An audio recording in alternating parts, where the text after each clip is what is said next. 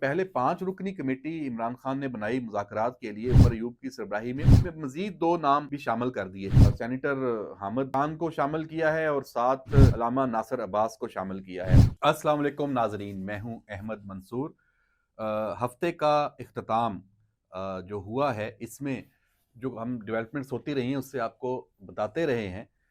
लेकिन अब जो आने वाला हफ्ता है उसमें कुछ नई सफ़बंदी है, ख़ास तौर पे जो एक मामला चल रहा है पीटीआई और हुकूमत के मुज़ाकरात का। उसमें तहरीक इंसाफ और इमरान खान ने बहुत ही तेज़ी से मौक़िफ़ बदले हैं। वैसे तो कोई ये नई बात नहीं है, लेकिन इसमें जिस अंदाज़ से इमरान खान की गुफ्तगू सामने आई है और जिस अंदाज़ से पीटीआई के जो दीगर रहनुमा है, क़यादत है, जो इस मुज़ाकराती अमल के साथ वाबस्ता है, वो बड़ी एक कन्फ्यूज़ पोज़ीशन में नज़र आ रहे हैं।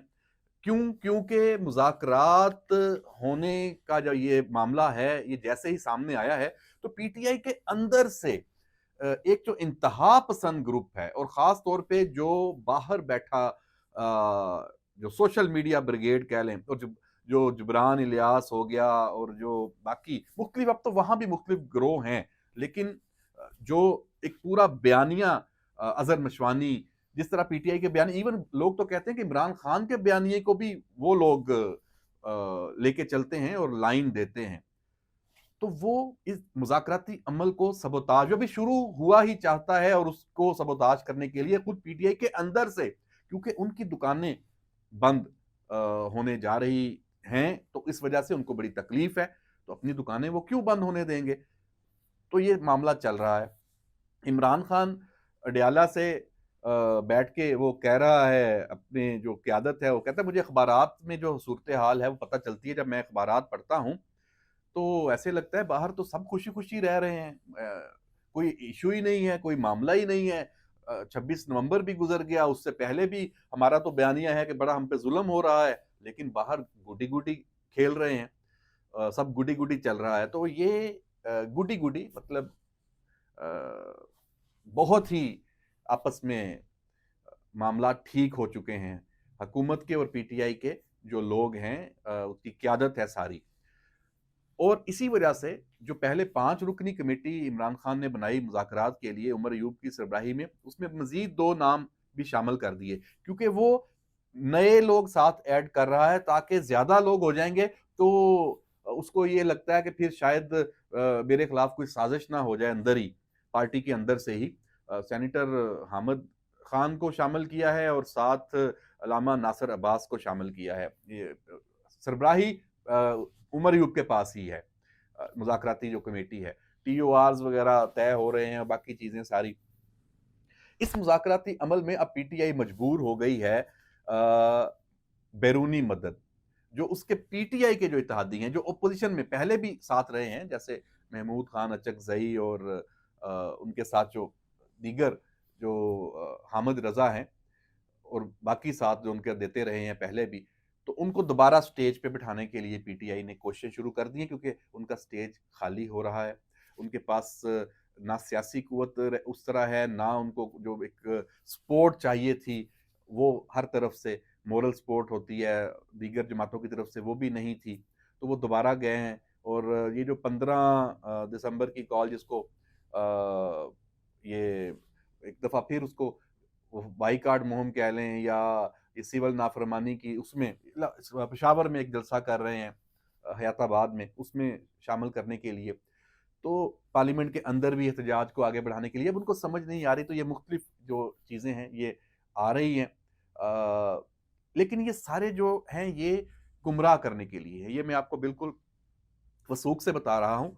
पीटीआई के इस वक़्त जितने भी इक़दामात हैं, वो अपने ऑडियंस को, अपने वर्कर्स को, अपने कारकुनान को, अपने जो सोशल मीडिया पे उनके साथ जुड़े हुए हैं, उनको वर्गलाने के लिए हैं, उनको गुमराह करने के लिए हैं, कि हम अभी कॉम्प्रोमाइज़ पोज़ीशन में नहीं आए, हम झुके नहीं हैं, हम डरे नहीं हैं, हम अभी भी अपने उसी एजेंडे पे हैं जिस पे चल रहे थे। ऐसा है नहीं, क्योंकि ये चीज़ इतनी ओपन हो गई है कि अब उन्हें पीटीआई को खुद समझ नहीं आ रही कि वो ये बयानिया कैसे अपना जो तेज़ी से जड़ पकड़ रहा है, इसको कैसे वो इसको काउंटर करे और दोबारा से अपने कारकुनान हैं, अपने साथ जो जुड़े हुए लोग हैं और जो बैरूनी उनके हैंडलर्स हैं, उनको भी तो बताना है ना कि भाई हम अभी आपके लिए काम कर रहे हैं, हम अभी थके नहीं हैं, हमारी शिकस्त नहीं हुई। लेकिन हकीकत बिल्कुल बरक्स है। परेशानी है। इमरान खान इस वक्त बहुत परेशान है। अडयाला में बुशरा बीबी और अब इमरान खान अपनी पार्टी के अंदर तो इतना ज्यादा वो टची हो गया है कि अब वो बुशरा बीबी के हवाले से कुछ भी सुनने पे तैयार नहीं है, क्योंकि उसको पता है कि मेरी आखिरी बचत तो यही चंद लोग हैं, क्योंकि अब किसी के साथ भी उसका इतबारी वाला मामला नहीं है। तो जिन्होंने उसके लिए मतलब सबसे लड़ाइयां ली और बहुत ही हद हद क्रॉस की, तो उनको भी इमरान अब उनके ऊपर गुस्सा हो रहा है सलमान अहमद के साथ। तो जिस तरह उधर से वो बुशरा बीबी के बारे में बातें कर रहे हैं, इल्जामात और दावे कर रहे हैं कि हम सीट बेल्ट बांध लें जी, बड़े राज आने वाले हैं और मैं बताऊंगा, मेरे पास राज हैं। राज तो इन सबके पास है ना एक दूसरे के। तो अभी जब इनकी लड़ाई आगे बढ़ेगी तो ये राज और सामने आएंगे। हुकूमत बड़ी खामोशी से, कानून नाफज करने वाले इदारे, स्टैब्लिशमेंट बड़ी खामोशी से अपना काम कर रही है। वहां कोई तब्दीली नहीं है पॉलिसी में। वो पॉलिसी वही है जो पहले थी। वो पॉलिसी क्या है? 9 मई की माफी नहीं है। वो पॉलिसी क्या है? 26 नवंबर की भी बिल्कुल कोई गुंजाइश नहीं है माफी की। वो पॉलिसी क्या है? सोशल मीडिया पे फेक न्यूज और प्रोपेगंडे में शामिल जितने भी अब लोग हैं, नीचे ग्रास रूट लेवल से लेके, कोई माफी नहीं है, बल्कि उस हवाले से इतनी तेजी से काम हो रहा है कि दिनों में दर्जनों गिरफ्तारियां वो उसकी जानिब वो बढ़ रहे हैं। एफआईआर का इंदराज हो रहा है और अब जो एफआईआर दर्ज हो रही हैं, आप देखें उसमें उसमें जर्नलिस्ट के भी नाम अब आना शुरू हो गए हैं। जो हम पहले बात करते थे कि जो लोग पार्टी बन चुके हैं और बिल्कुल एक अपने आप को समझ रहे हैं कि हम तो पीटीआई का हिस्सा हैं और हमने इस मुल्क को अपनी मर्जी से चलाना है, तो रियासत ने उनकी पहचान तो थी। अब एविडेंस और कानून के मुताबिक वो शवाहद इकट्ठे करके केस तैयार करके एफआईआर का जो अंदराज है वो शुरू है। नए जो मामलात हैं वो भी इसी हवाले से चल रहे हैं। तो देखते हैं कि अभी क्या होता है इस हवाले से। ये वीकेंड थोड़ा पुरस्कून गुजरेगा, क्योंकि सफबंदी जो हो रही है और जो मुज़ाकराती अमल है इसको ये अनाउंस नहीं कर रहे। ये मैं आपको बिल्कुल वाज़े बता दूं, मुज़ाकरात शुरू हैं। मैंने पहले भी बात की थी कि कल वाले वीलॉग में कि ये जो कहते हैं ना कि मुज़ाकरात अभी शुरू नहीं हुए, ऐसा बिल्कुल भी नहीं है। 2 से 3 नशिस्तें हो चुकी हैं और उसके कॉन्फिडेंस बिल्डिंग जो मेयर्स हैं उसके मुताबिक तय ये हुआ है कि दोनों फरीक अभी इसको डिनाई करेंगे, ताकि दोनों को स्पेस चाहिए पॉलिटिकल। तो लेकिन हुकूमत तो चाहेगी कि ये मुज़ाकराती अमल बिल्कुल ही ओपन हो और एक वक्त में आएगा, अगले 2-4 दिन में ये ओपन होगा। फिल वक्त ये जो मुज़ाकरात हैं ये पार्लिमान की हदूद में है। तो उसके बाद ये बाहर भी निकलेंगे पार्लिमान से, फिर ये पॉलिटिकल पार्टीज और हो सकता है बाकी स्टेक होल्डर्स भी बिल्कुल ओपन हो बात, क्योंकि जब तक तमाम स्टेक होल्डर्स इन मुज़ाकरात में शामिल नहीं होंगे तो नाजरीन इन मुज़ाकरात का नतीजा फिर क्या निकलेगा? कुछ भी नहीं, कोई चक्कर ही नहीं है। और यहाँ आखिर में मैं एक अफसोसनाक जो जिस पे मैंने पहले भी बात करता आया हूं कि इसी वजह से पीटीआई को कोई संजीदा नहीं लेता, उससे कोई बात नहीं करना चाहता। इन मुज़ाकरात का भी जो नतीजा इसीलिए मशकूक है कि पीटीआई आप एक तरफ तो मुज़ाकरात और बैठने की बात करते हैं कि चलें जी बात करें, दूसरी तरफ आप उसी तरह आपकी जो सोशल मीडिया ब्रिगेड है वो हमलावर है रियासत के ऊपर। अभी जो नया हुक्म दिया गया है जो इनके जो हैंडलर्स हैं उनकी जानिब से, और वो सामने भी आ गया, इंटेलिजेंस अदारों के पास पूरी मालूमात आ गई कि शाम में जो जेलों में जो फुटेजेस हैं और वीडियो सामने सोशल मीडिया पे आ रही हैं, उनको इस्तेमाल करके उनकी जो आवाज़ है उसको एडिट करके, चेहरों को इस तरह करके कि वो एशियन और पाकिस्तानी लगें दूर दराज से, तो वो जलाओ घिराओ या जो जेलों में टॉर्चर होता है उसको दिखा के पाकिस्तान की जेलों में कि जी पीटीआई के हजारों जो एक मिसिंग पर्सन की एक बना रहे हैं ना, केस भी तैयार कर रहे हैं, उसको साथ 26 नवंबर से में कितने लोग मिस हुए हैं, मिसिंग हैं, उसकी भी एक इन्होंने एक पूरी फहरिस्त बनाई है। तो उसको उससे अटैच करके तो इश्तियाल दिलाना, और इश्तियाल दिलाने के लिए भी उसमें ये अल्फाज हैं कि खैबर पख्तूनख्वा के लोगों को इश्तियाल दिलाना है कि जनाब वो पश्तो में जुबान में डब करें उसको।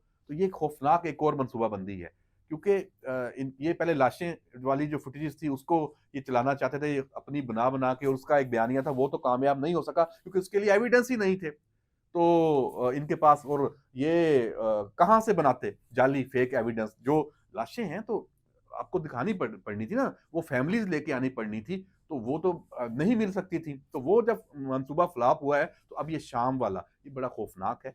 और इस तरह की जो साजिश ये बार बार करते हैं, इसके पीछे अब कुछ रियासत को, पाकिस्तान की हुकूमत को आगे जाना चाहिए। जब आपको पता है कि बैरून मुल्क ये बैठे हैं, वहां से ये ऑपरेट होता है सब कुछ, तो फिर उन मुल्कों की जो जहाँ पे ये लोग बैठे हैं उनके साथ खुल के बात करनी चाहिए। उन्हें बताना चाहिए भाई हमारे मुल्क में आप लोग की मदद के साथ सहूलतकारी की वजह से क्या कुछ हो रहा है। तो आलमी जो कवानीन है उनका सहारा लेना चाहिए, हमारे जो सफारत खाने हैं उनको मुतहरक होना चाहिए। तो ये सारी सूरत हाल है। और जो मौलाना का मदारस वाला मामला है, आखिर में मैं उसके ऊपर भी आऊँ। एक इजलास भी मौलाना ने बुलाया है, जो इत्तेहाद है इनका मदारस का, उनकी जो पूरा एक फोरम है उसका, 16 और 17 दिसंबर को। तो जो जॉइंट सेशन होना था, तो मौलाना ने कामरान मुर्तज़ा के ज़रिए हुकूमत को ये मैसेज भी पहुंचाया है कि वो इजलास 17 या 17 के बाद किया जाए। तो यहाँ भी मामला चल रहा है। ये भी एक तरह से मुज़ाकरात ही हैं, कुछ लो और कुछ दो। कोशिश यही हो रही है कि इस मदारस वाले जो बिल वाले मामले में तनाज़ा आगे ना बढ़े। देखते हैं यहाँ ये सूरत हाल किस तरीके से इसको लेके चलते हैं। सियासी जमातें हैं, सियासी कायदीन हैं, मजहबी जो लीडरान हैं, उनको इस मामले को फ़हम व तफ़हीम के साथ ही, तदब्बर के साथ ही हल करना चाहिए, और किसी को किसी दूसरे को ब्लैकमेल नहीं करना चाहिए। देखते हैं कि इस मामले में क्या सामने आता है। तो बहरहाल आज के लिए इतना ही। इजाज़त दीजिए। अल्लाह हाफ़िज़।